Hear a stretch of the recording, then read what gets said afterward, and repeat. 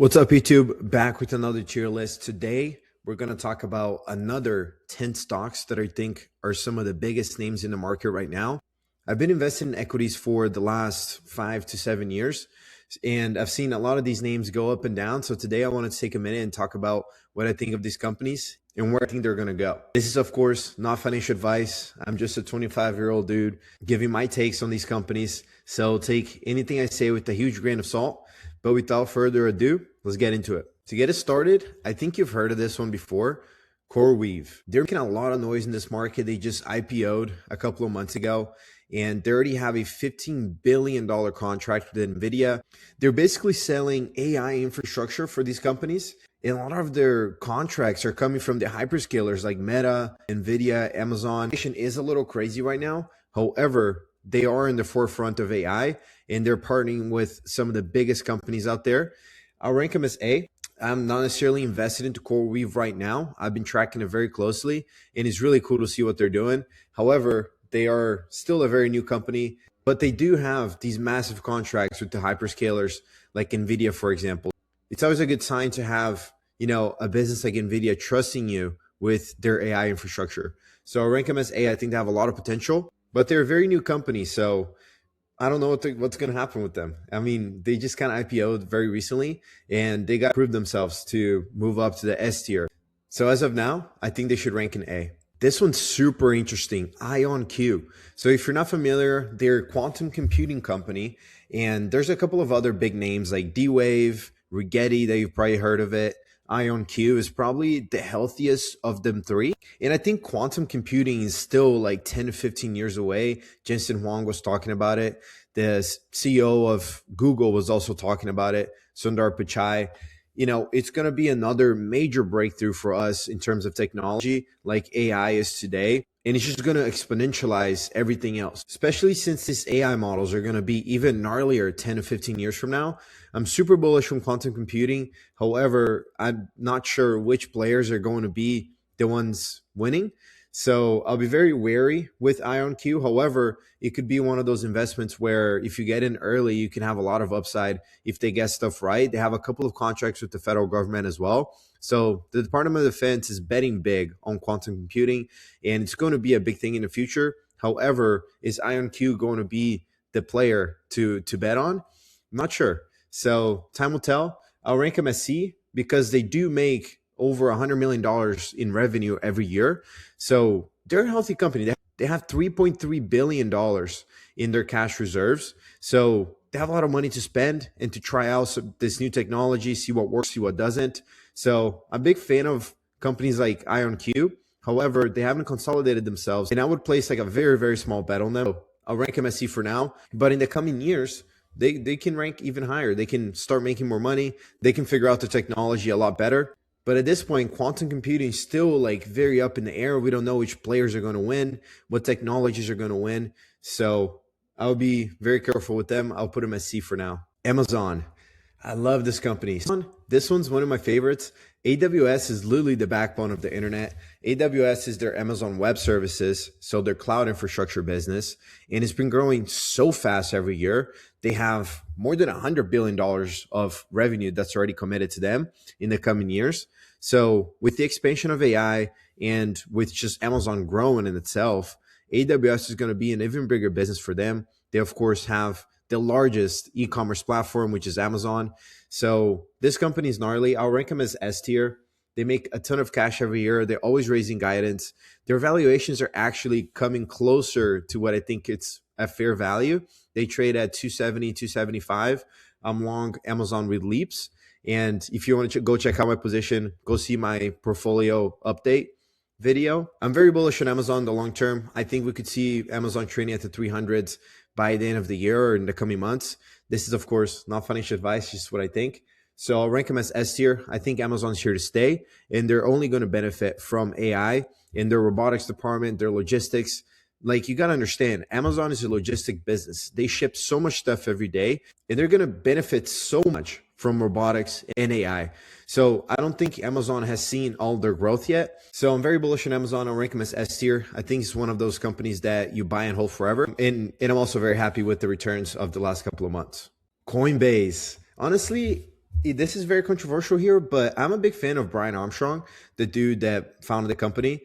Dude's a visionary. Like, he was into crypto very early on. He built this whole exchange. Like, it's basically the Robin Hood of crypto, which is, a tough justification for me to make here because Robin Hood's already pretty controversial and Coinbase is even more controversial, especially because they're in the crypto space. However, I do like the platform and I think they can grow a lot more in the future. I'll rank them as C for now, just like IonQ. They haven't really consolidated themselves. They make a ton of cash. Crypto's probably not going anywhere, but their platform is still very immature. They had a major leak of data a couple of years back, so that was very, very bad. However, but I am bullish on crypto long term. So this is something that I'm always watching. Coinbase actually had a major, major dip these last couple of months and this last year. I mean, most of the crypto stocks and crypto in general has had a major correction. So it's an interesting stock at these levels. However, I'll be very careful because it's crypto. You never know what's going to happen. You never know which players are going to win. FTX was involved in this massive scandal. I'm not saying Coinbase is fraudulent. However, you just got to be careful because this market is still very unregulated. The SEC doesn't really have their hands on it. And I'm not saying the SEC has to have their hands on crypto for it to be good, but this is a very new technology. We don't know where it's going to go. Crypto is always going up and down all the time. I think this is a long-term trade, and it's going to be interesting to see where they trade at this next coming years. But I'll rank them as C for now. CrowdStrike. So I'm a big fan of CrowdStrike. They're one of the biggest players in the endpoint detection and response space with cybersecurity. They had this big breach a couple of years back that I think still kind of looming over their brand. I'll rank them as A though. I think their financials are super strong. They're growing revenues every year. It's a solid company. The cybersecurity space is not going anywhere, especially endpoint detection and response, which is what they do. And with the rise of AI and all these different cyber attacks, I think they're going to be one of the major players in cybersecurity going forward, and they already are. I'll rank them as A. However, the cybersecurity space is also moving so fast all the time. I don't know if they're going to be as big as they are and be such a big player for the next 5 to 10, 15 years. But I think in the next couple of years, they're going to be one of the biggest players in the space. And their valuations are actually pretty good right now. So I rank CrowdStrike as A. They're a very healthy company, and I'm a big fan. This one here is a little controversial, Palantir. I'm not necessarily the biggest fan. I think Palantir trades similar to Tesla when it comes to their PE ratios and just the upside that people think the company is going to have. And I'm not even like a big valuations guy where I break down like these companies by their books and, start doing math on everything. Like, that's not my type of investing. But it gets to a point where if you're trading like over 150 PE for a technology company, like, it's just kind of insane.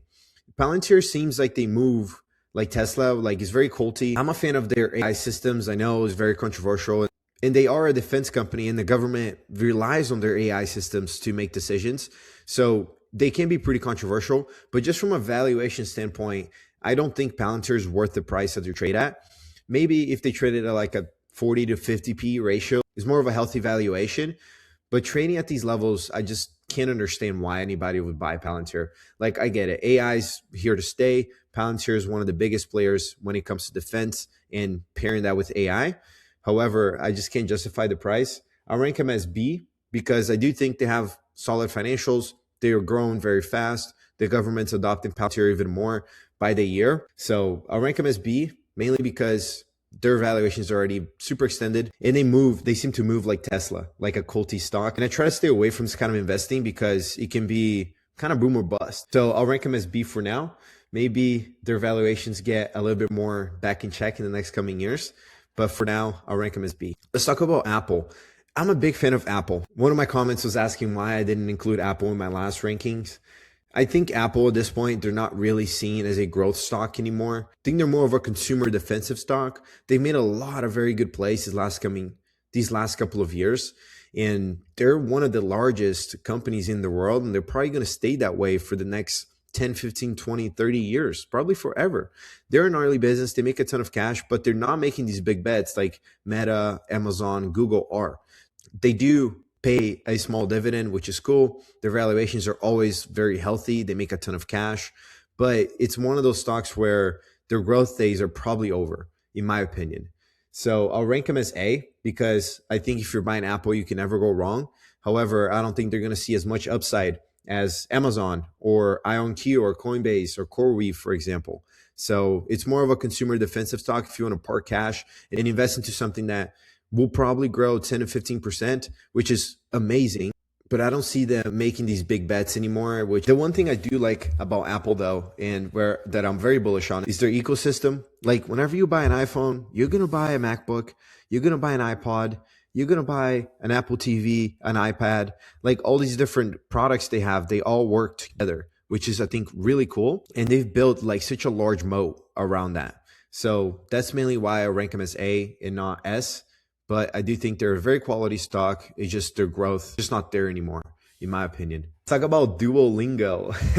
This stock has been super controversial in the last couple of months, and it's traded down like more than 50%. They're getting killed. They're investing a lot of money into AI, and they're making this bet that people are going to use Duolingo even more because of AI. People that are kind of like bearish on the company, they're talking about how AI is going to do everything that Duolingo does, but better, for basically free. And there's a point there where I understand what the AI can do, a lot what Duolingo does. However, I think people are going to still want to log in into a platform and have that dedicated platform to learn a new language. I don't think learning a new language is going anywhere. I speak 3 languages and I know it's very difficult to learn something new. So having the support and just the infrastructure that Duolingo has, I think it's great. I think the market's mispricing Duolingo right now, especially with this last 50% drop. Like that's just crazy. Half of the company's value has just gone away. They make a healthy amount of cash and it's not an unhealthy company. I think just the market has seen this company with such a negative sentiment. I'll rank Duolingo as B. They're a smaller conviction company for me. I'm not personally invested into Duolingo, but I'm just seeing it from the outside. They've seen a massive drop. I think most of the pain has been realized already with the company. It is one of those companies that their moat can be disrupted very easily with AI, and especially as AI keeps getting better, you can launch an app so easily and do what they do for a fraction of the cost. So that company can be disrupted very easily. So I'm very careful with Duolingo. However, it's very interesting to look at their valuations and how they move. Shopify. I'm a big fan of e-commerce. Shopify has been in the forefront of e-commerce for a number of years. They saw a major rise back in 2021, 22, 23, and their valuations have come down a good bit. I'll rank them as C, maybe B. I was thinking of B. I do like the company. A lot of e-commerce platforms go through Shopify because their UI, their infrastructure is just so amazing, and their moat is just enormous. Like every entrepreneur that's running a e-commerce store is going to Shopify. Like their competitors are not as good as them, but their market is kind of tapped out. If they're only serving entrepreneurs, like, yeah, there's a bunch of people running e-commerce stores, but they don't really have a platform for a B2B offer. So you don't see like Microsoft, Apple, Google running their stores on Shopify. Like that's just not a thing they do. But I do think the company is very healthy. Their valuations are a little bit high. They might not ever see those all-time highs again from a couple of years back. I am a big fan of the platform though, and I rank them as C. Uber, they're finally partnering with Waymo. And the big thing with Uber here is like, are they going to get disrupted with this new wave of autonomous vehicles? Waymo is a big player in it. There's Zoox. Tesla already has their own autonomous vehicles. So how's Uber going to play into this new era of taxis and ride sharing? I do think Uber has a massive advantage because everybody has an Uber account, whether that be Uber Eats or Uber for rides.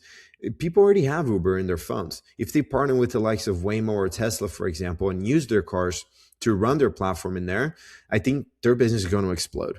But it's very important to understand, like, this company could be very, very disrupted in the coming years, and they could be obsolete. Like if Waymo and Tesla don't partner with Uber and Uber doesn't adapt, this company is going to be displaced very fast.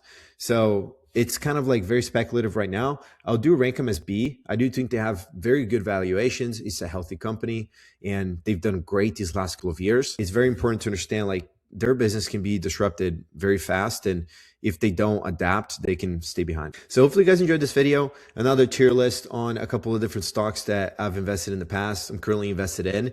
So hopefully you guys enjoyed. Don't forget to leave a like. Let me know in the comments which stocks I should rate next, or if you would have done any different here. If you're still here, I want to see you guys win. Don't forget to subscribe, and I'll see y'all soon.